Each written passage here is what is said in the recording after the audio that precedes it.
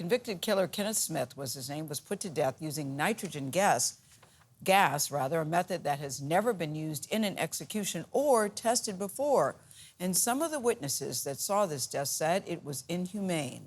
Lilia Luciano is here with the disturbing details. Lilia, good morning to you. Good morning, Gayle. In his final words, Kenneth Eugene Smith called out the state of Alabama for using this execution method for the first time on him, saying in part, "Tonight, Alabama caused humanity to take a step backward."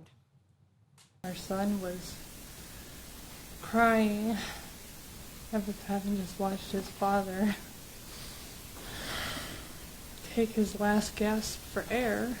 Deanna Smith broke down in tears as she described watching the execution of her husband, Kenneth Eugene Smith. The 58-year-old was pronounced dead at 8:25 p.m. Thursday, 22 minutes after he started breathing in nitrogen gas through a face mask, depriving him of oxygen. He began shaking and writhing, but he was tied very tightly down. Lauren Layton, with our CBS News affiliate in Huntsville, Alabama, was one of 5 reporters who witnessed the execution. They say Smith appeared conscious for several minutes. Then, for at least 2 minutes, he appeared to shake and writhe in the gurney, at times pulling against the restraints. Following that, they say his breath slowed until it was no longer perceptible. He struggled against the restraints a little bit, but there's some involuntary movement and some agonal breathing, so that was all expected. So nothing was out of the ordinary. We didn't see somebody go unconscious in 30 seconds.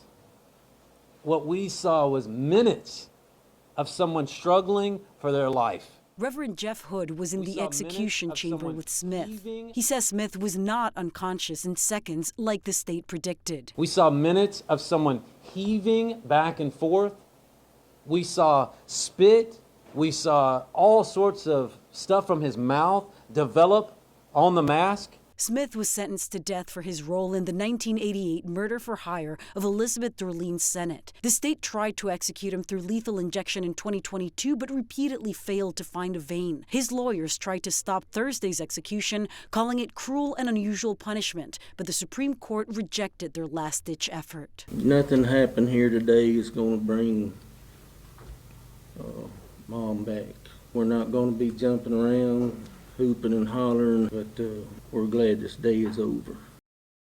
Alabama's governor said, quote, "The execution was lawfully carried out by nitrogen hypoxia, the method previously requested by Mr. Smith as an alternative to the lethal injection. Mr. Smith got what he asked for, and this case can finally be put to rest." That was the governor. Nate. Lilia, thank you. Some of Alaska Airlines' Boeing 737 MAX 9 jets will return to service this afternoon after a door panel on an Alaska jet blew out mid-flight 3 weeks ago. The FAA grounded all MAX 9s in the U.S. after the incident. Inspections found other planes had loose bolts as well. Chris Van Cleave is at Chicago's Midway Airport. Chris, good morning. I've never seen. Well, good morning. Alaska plans to operate 3 MAX 9 flights today. Return to service is going to be a gradual process because each one of the airplanes has to be manually inspected to make sure those door panels are installed properly and the plane is safe to fly. Once that happens, the plane is available for passenger service. This, as we are learning new details into the investigation around what went wrong. This morning, the 737 MAX 9 is ready to fly again. Alaska Airlines is just hours away from its first passenger flight since the planes were grounded in the aftermath of this terrifying scene. A door panel blew out during Flight 1282, leaving a gaping hole. My goal is to get the airline back to full schedule and give them the Alaska Airlines they know and love so well, which is a safe and reliable airline. NTSB investigators will return to Boeing's 737 MAX plant today as another team in Washington continues a forensic examination of the door panel that blew out, trying to determine if the 4 bolts that should have held the door in place were installed. That work happening as questions swirl over anonymous posts purportedly from a current Boeing employee and a detailed report in the Air Current alleging during final production, Boeing accessed the door panel that eventually blew off in order to make repairs to the fuselage. Boeing declined to comment, but if that work occurred, those bolts would have had to been removed. After the blowout, they remain unaccounted for. It was open, but it was never clear if the door was closed and closed sufficiently with the bolts put back.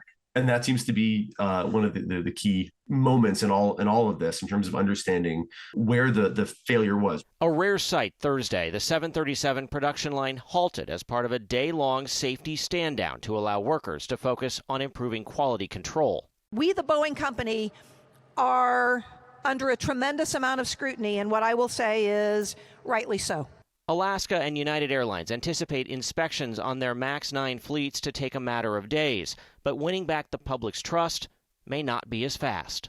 There will be some people who will choose not to fly on the 737 MAX 9. I think that consumer concerns will go away in a month, if not less, if we see the 737 MAX 9 operating as it should.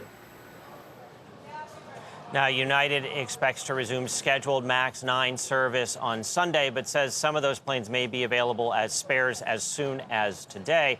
Both United and Alaska tell us customers who don't want to fly on a MAX 9 will be allowed to change to another flight without additional cost. Tony?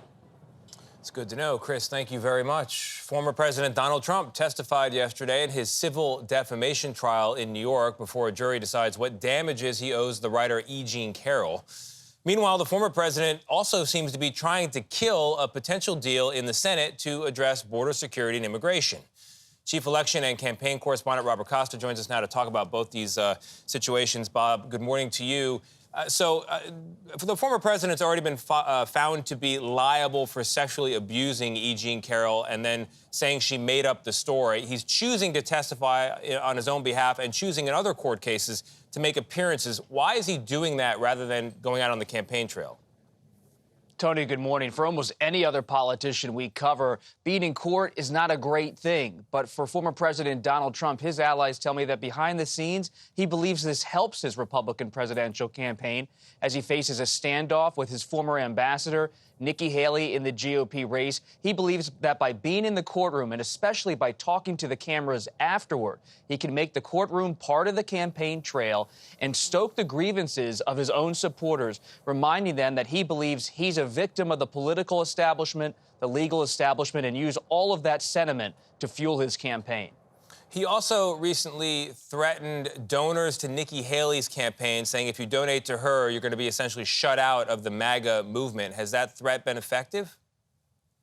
It has not been effective in stopping Nikki Haley from raising money. In fact, her campaign has claimed in the last 24 hours that since the New Hampshire primary, where she placed second, she has raised more than $2.5 million. Her super PAC, I'm told, is also raking in cash. But it's going to be tough for her to ramp up a national campaign very quickly. She has some major fundraisers scheduled next week in New York City, California, and elsewhere. She tries to look ahead not only to the South Carolina primary in her home state, but also to those crucial Super Tuesday contests in early March. You know, Bob, finally, everyone seems to agree we have a humanitarian and security issue on the border, and now there's reporting that Donald Trump may be trying to prevent a deal from happening. What can you tell us about that? There is a real divide right now, Tony, between the House GOP and the Senate GOP. Senate Republicans looking to have a deal on the border, working with Democrats, but many House Republicans standing with Trump. They don't want a deal, and Trump is warning them. If they back a deal, they might face political consequences. This could really hinder the ability of Republicans and Democrats in the coming days to get a deal as this presidential race heats up. Bob, thank you very much. Millions in the South face rising floodwaters. North of Houston, authorities used boats to rescue people from their homes yesterday after days of heavy downpours. More rain is on the way, so let's bring in meteorologist Stephanie Abrams with our partners at the Weather Channel. Steph, what else do you know? Nate, good morning. It's going to be 10 to 30 degrees above average from New England to the mid-Atlantic today. Our average high in D.C. is 45. We're going to get into the low 70s. That warmth will help fuel our next storm. Tomorrow, it will bring the threat of thunderstorms, a few tornadoes, and more rain to an already soaked south. Moves into the Midwest and Northeast for our Sunday, with snow and windy conditions lingering into our Monday. Through the start of the week, we could see 5 to 8 inches of snow from Pennsylvania to Maine. Storms will continue to push into the west as well. Next week, California will get in on the action. Thankfully, it will be dry and comfortable for the Detroit 49ers game on Sunday, but the weather will be a huge player in Baltimore. Rainy and breezy means tough conditions for both players and fans. Now, Nate, I know you correctly forecasted, if you will, the final score of last year's Super Bowl, so I'm thinking you might want to consider being a meteorologist, just putting it out there. But until then, what teams have you got in the Super Bowl this year, and are you ready to give us a score yet? Ooh, I'm not sure if I want to give you a score, but I will say this. The 49ers and the Ravens looks like they will be the favorites. All right, well, I'll root for the Chiefs and the Detroit just to, you know, we can have two sides here to see who wins. To balance it out. All right, Steph, we appreciate you. They've got it all covered. Now to the unprecedented court case involving the mother of a convicted mass murderer in Michigan. Jennifer Crumbley is her name. She's charged with involuntary manslaughter for allegedly failing to stop her son, Ethan, from committing a deadly school shooting back in 2021. Her husband, James Crumbley, is also charged, and both have pleaded not guilty. Gayle King was in court for the first day of Jennifer Crumbley's trial. So it entered here and exited here. In a Michigan courtroom yesterday, Molly Darnell described coming face to face with the shooter. I realized he's raising a gun to me. The Oxford high school teacher said it felt like hot water burned her arm before she realized it was a bullet. I had texted my husband, "I love you, active shooter." 4 students were killed. Ethan Crumbley was 15 at the time of the shooting. He pleaded guilty and was sentenced to life in prison last month. His parents, James and Jennifer Crumbley, are each charged with 4 counts of involuntary manslaughter. They did nothing. They didn't do any number of tragically small and easy things that would have prevented all of this from happening. Prosecutors argued the Crumbleys gave their son a gun and failed to secure it, even as they were aware of his mental health distress, which included warnings from his school about his drawings. Prosecutors showed jurors video of Crumbley at a gun range with the shooter and a message from Crumbley asking her husband, "You get gun?" Meanwhile, her defense sought to shift responsibility to her husband, who's being tried separately next month. The defense revealed Crumbley herself will take the stand, while it's unclear if her son will also testify. He did something she could have never anticipated or predicted. For CBS Mornings, I'm Elaine Quijano in Pontiac, Michigan. Ravens, Chiefs, 49ers, Lions. 4 teams remain on the road to Super Bowl 58. The ultimate prize, each team just 1 win away. And who better to talk about this morning than our voice of the NFL, Jim Nantz. He was calling Sunday's Ravens-Chiefs AFC Championship game. The NFL on CBS lead play-by-play announcer joins us right now from Nashville. Jim, good morning. How you doing, brother? I am doing well. It's an exciting weekend ahead for us. We've got this massive game on Sunday. We've got golf tonight on CBS, our season premiere with the Farmers Insurance Open at 4 o'clock on the network, with a conclusion on Saturday night at 7 o'clock. No, that's 5 to 8 o'clock. So it's a busy, busy weekend. I can't wait to see Lamar and Patrick and those teams square off. Yeah, we'll talk about golf in a bit. So before you tee off on that, let's talk about the Chiefs. They are in this game for the 6th time in a row. Can they pull off this win?